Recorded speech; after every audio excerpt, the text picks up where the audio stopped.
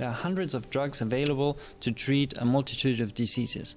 Unfortunately, medication does not work the same in every person. It is estimated generally as a rule of thumb that only 60% of people that are being treated with a certain drug actually get the benefit that they want.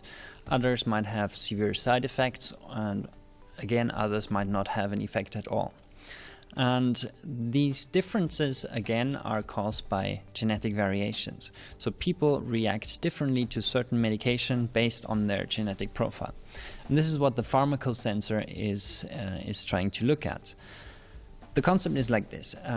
When you swallow a drug, it reaches your bloodstream, and it's actually, biologically speaking, not supposed to be there. So certain enzymes in the liver recognize these foreign substances and start to break them down. So I have a headache, I take a painkiller for headaches, and it goes into my bloodstream. The liver recognizes this substance that's not supposed to be there. It grabs onto it, it chemically modifies it, and this then is a trigger for my kidneys to filter it out of the bloodstream and remove it from the body. And this causes the drug to first increase in my bloodstream and then eventually be broken down again. This is also why certain drugs need to be taken every day for a long period. So the amount increases, the body's starting to break it down again, and then I need to take it again, so that I always stay in a certain level where I get the benefit from the drug. And this is the normal process. However, if a certain genetic variation disables one or more of these enzymes, this can severely inhibit the breakdown. So taking a drug that I'm taking once a day, first it would always be broken down again. I take another pill to always stay in the same level. However, if the body is not able to recognize this drug and break it down, what happens is I take the first drug and it's not broken down. The next day I take it again. The next day I take it again. So the amount in the bloodstream increases further and further because it's not broken down as we would have expected. And initially this might not be a problem, but over time it becomes so highly concentrated in my bloodstream that it can cause very severe side effects, which might even be fatal. So this is the concept. And now, since we have so many different drugs, there are different enzymes that are focusing on certain drugs. So there's one liver enzyme that processes a certain drug, and another enzyme that processes another one. So what we're doing here is we're testing a lot of these different enzymes, and we are checking if they are able to carry out the function effectively. This could then lead to the effect that one of the enzymes might be disrupted through a genetic variation, which means that all of the drugs that this enzyme would break down are potentially dangerous for me. So I should use a lower dose of this drug, or switch to another drug if possible that is broken down by another enzyme. So if you read the introduction, you're going to hear what I've just said in a little bit more detail. And if you click on the genetics, you will find out the results. So what we did is we tested 9 different genes in your genome that are together breaking down a large multitude of all of the drugs that are out there. So drug category 1, for example, means that the gene 2D6 is responsible for breaking down all of the drugs in category 1. And this is likely to be a little more than 100 different drugs that are being metabolized or broken down by this gene. Now we're looking at 5 different genetic variations in this gene that are common. So we can find out this genetic variation is not present because the gene is active. This genetic variation is also not present. However, the last one in this example at least is present, and the condition of the gene is that it is inhibited, that it is disrupted in its function. And that also means that the drug metabolism, its function or ability to break down certain drugs might be reduced a little bit. However, it is inhibited, it's not completely disrupted, so it's not so severe.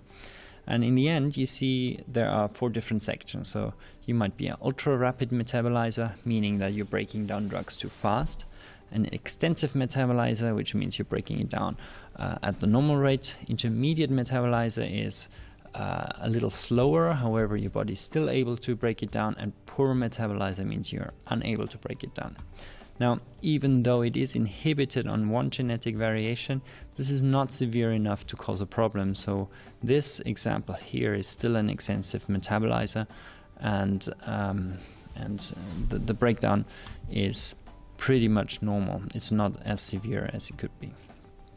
Then drug category 2 are just different types of drugs that are broken down by a different gene. In this case, the 2C9 gene.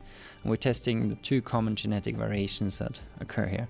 And again, this person is an extensive metabolizer here. And if you go on, drug category 4, for example, is an intermediate metabolizer, which means that all drugs in this category are broken down at a slower rate than would be normal. And again, the other examples, drug category 8 is also an intermediate metabolizer. So here you can find the status of all of your genes, but you should only look at this in case you're interested. It's quite technical. What it really means for you, you will find in the section, the effect on relevant drugs. And you will find a long list of different drugs and their likely breakdown speed in your body. So if you look at the list, for example, in the first section, these are drugs against epilepsy. There is one drug that in this example is only broken down 50% of the time. This is, by the way, this is an about sign. This is not a minus, so maybe you need to zoom in a little bit to make sure you understand this correctly. So this is broken down at about 50% of the normal rate. 100% would be normal, and 50% means that it's broken down half as fast.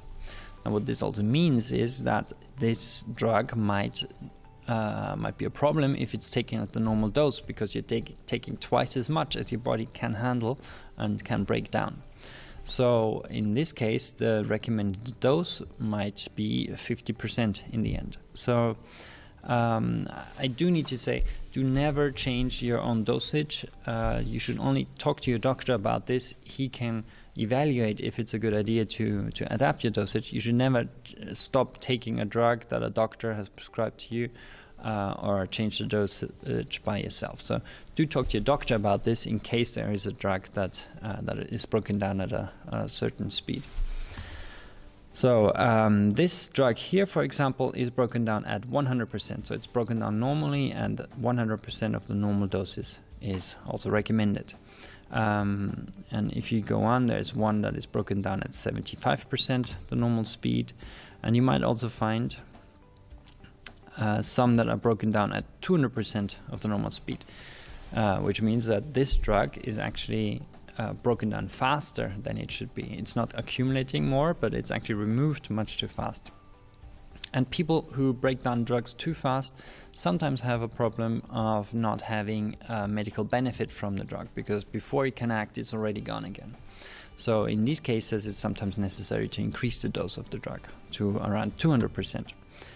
And again, do not choose to do this by yourself. Do talk to your doctor in case there is a drug that you are using and that is broken down faster. And by going through this list, you can find out which drugs are likely to be safe, which ones are likely to not work correctly, or that are not broken down at the right speed. And this is just a list of some of the drugs. In all of the other sensors, you will find a list of the drugs that are typically used for this disease, and you can also use these drug lists to make sure that your doctor can modify and optimize your therapy accordingly to your genetic profile.